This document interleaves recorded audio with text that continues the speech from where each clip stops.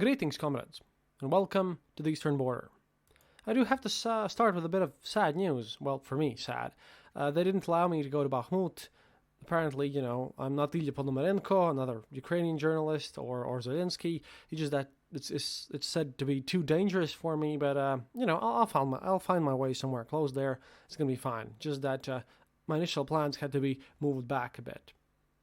But, we have quite a bit of news for you today. I'd like to start with the fact that recently in Kamchatka, a Russian serviceman was prosecuted for Article 332, which criminalizes military disobedience in time of combat operations. This is the first case that this has happened. And he got 1 year and 8 months in a penal colony. Well, that's a village-type prison. It's basically exile to Siberia, but you get to live in an open space. He didn't get the very strict regime one. He just gets sent over there in a place that looks like sort of a village and gets to sit there. Now, obviously, all the liberal part of Russia portrayed this as a terrible offense against human rights. And everyone on the Girkin and Friends group stated that, what is this, desertion and you get nothing?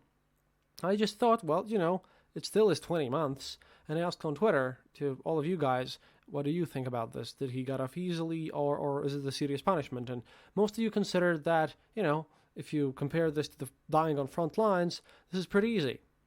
And I would say so myself. Yeah, it's comparatively easy. However, nobody likes to go to prison.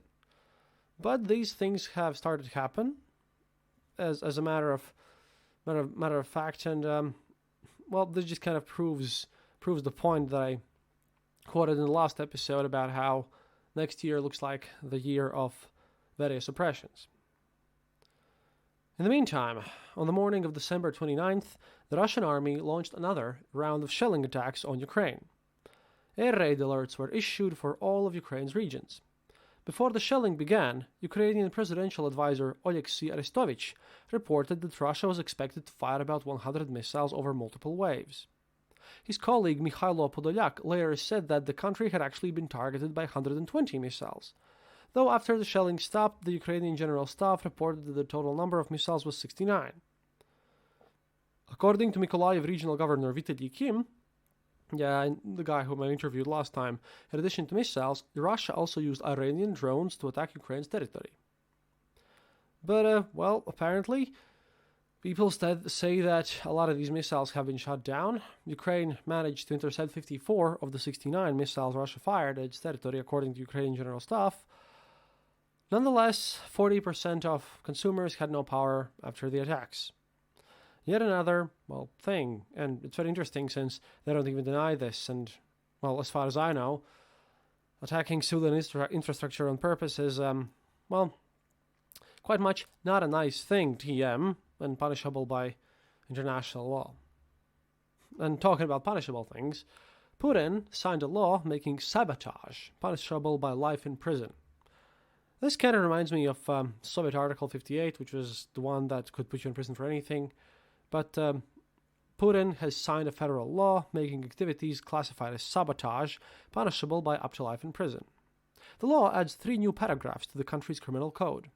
Under the changes, quote, aiding sabotage is now punishable by either a prison sentence of 10 to 20 years or a life sentence. Training for the purposes of sabotage or organizing sabotage is punishable by 15 to 20 years in prison or a life sentence. And participating in the sabotage group is punishable by 5 to 10 years in prison. This whole idea about not going to front and just serving year and 8 months in a light prison, light by Russian standards at least, with this, looks much better this way. Also, Russian Finance Ministry is working on a bill that would both decriminalize the illegal use of foreign software whose developers have left the Russian market and impose compulsory licensing on it, according to the Russian newspaper Kommersant. In particular, officials are reportedly considering creating a mechanism that would allow Russian companies to transfer payments for their use of foreign software to a special account, where the funds would be held until requested by the software's copyright holders. The Russian Finance Ministry has not commented on the reports. In a webinar with IT sector employees on December 28th, however, Finance Minister Makhlut Shadayev spoke about the importance of making it possible for Russian businesses to use foreign software. Because obviously, everyone's going back to piracy. This is just happening. Not like it's going to help their economy that much. They are already in deep trouble with all this stuff, but that's the thing. This parallel import stuff and disregarding other countries' rights, it's been going on for a while, and they really don't seem to be stopping it at any point. Another interesting thing that could lead to large consequences is that, Belarus claims that Ukrainian S-300 missile crossed into its territory. Now, I do have to state that, for one, those of you who read Meduza, they report about this with quite a lot of bias.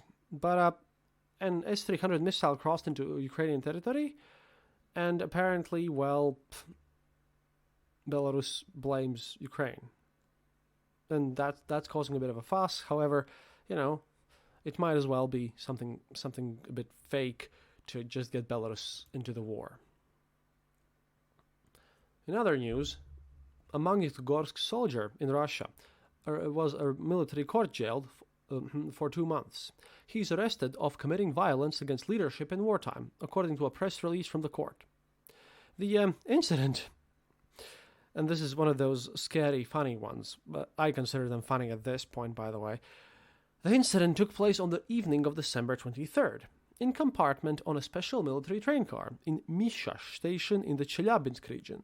A mobilized senior sergeant who was drunk attacked his commander, who had also been mobilized. The commander died of his injuries at the scene.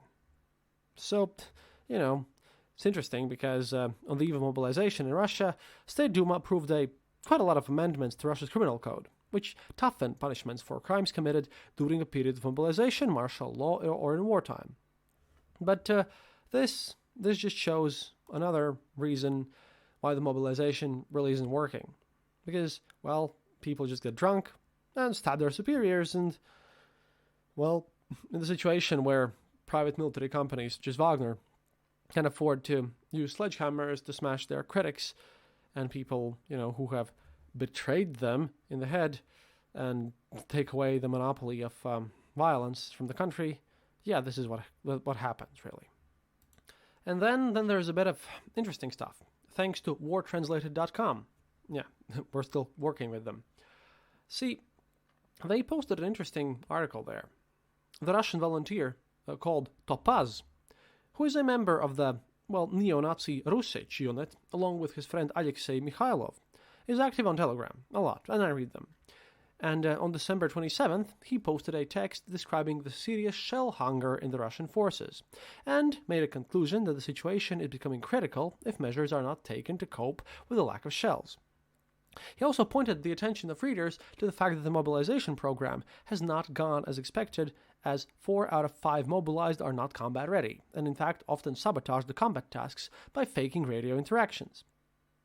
Quote, and this is going to be a bit long, but this is what it is. Quote, "You know that I try to refrain from loud predictions and insiders, especially negative ones. This is due to the fact that during the war, information is often more destructive than thousands of mines and shells. I especially prefer silence during informational hunger. It is better to post a couple of funny texts than to suck insiders and forecasts out of your finger. But now I consider it my duty to shed light on the real situation in the Special Military Operations Zone. So in summary, the Russian army is experiencing a serious shortage of ammunition against the backdrop of active supplies of ammunition to our enemy. This problem is turning from serious to critical. If nothing changes in the near future, the enemy will begin to gain artillery dominance on the front line. To understand the depth of the problem, it is necessary to realize the fact that absolutely all successes of our army, both offensive and defensive, are the result of the superiority of our artillery. There are several options for the development of events, in my opinion. 1. Our side is negotiating the supply of ammunition with one of the few allied countries. 2. We are trying to freeze the conflict on the most shameful terms in order to have time built up production, in order to have time to build up production capacity that will cover the deficit. 3.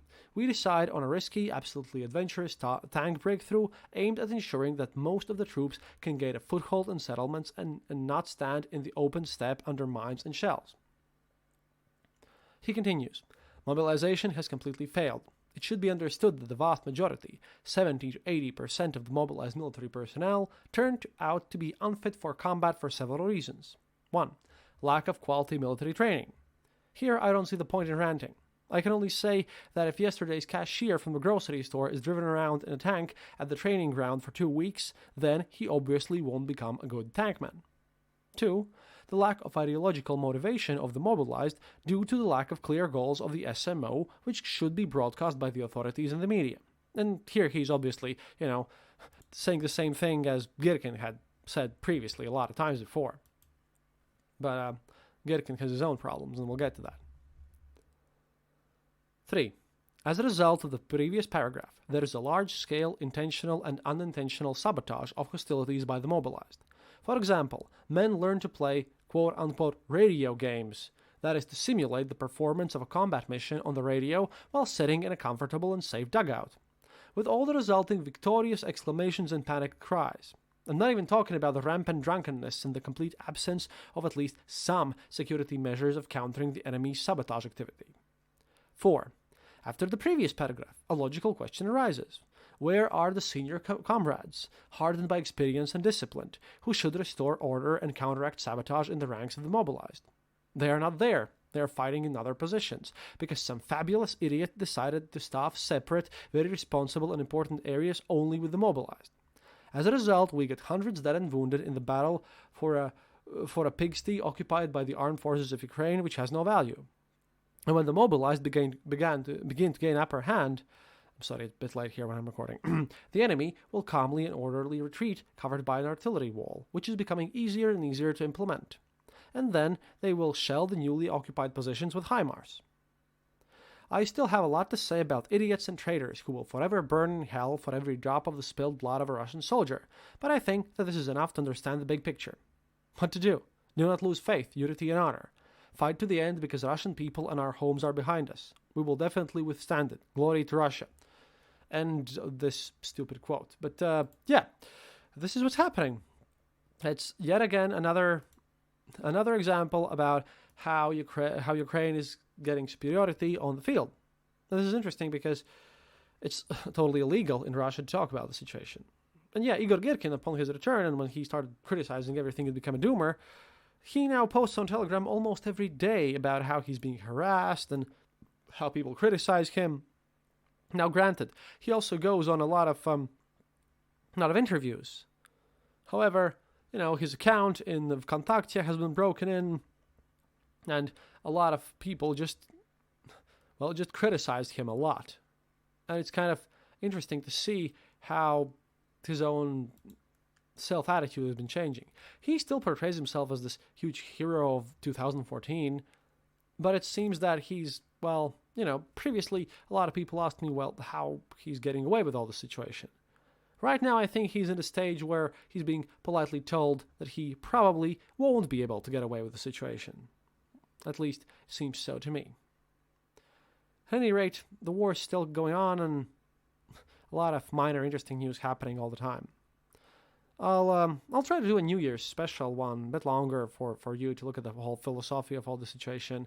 I'm still waiting for both the Drunken Taoist and the Event Horizon to come out. Apparently, they're all gonna come out after New Year's, but it is what it is. Not like I'm gonna sit and cry or something. You'll know definitely. And once I'm finished with my targets in Ukraine and where I can actually get, of course, you'll also be the first ones to know. Until next time, as always, remember, happiness is mandatory. And of course, до свидания, товарищ.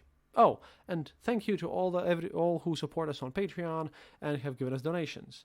And I really, really hate to do this part, but if you want to become our patron, please go to patreon.com/theeasternborder and click and become our patron at any tier. Or if you prefer a one-time donation, then you can go to our homepage, theeasternborder.lv, and just click the donate button there. And I really hope that, at one point I'll just be able to stop talking about the situation. At any rate, again, happiness is mandatory.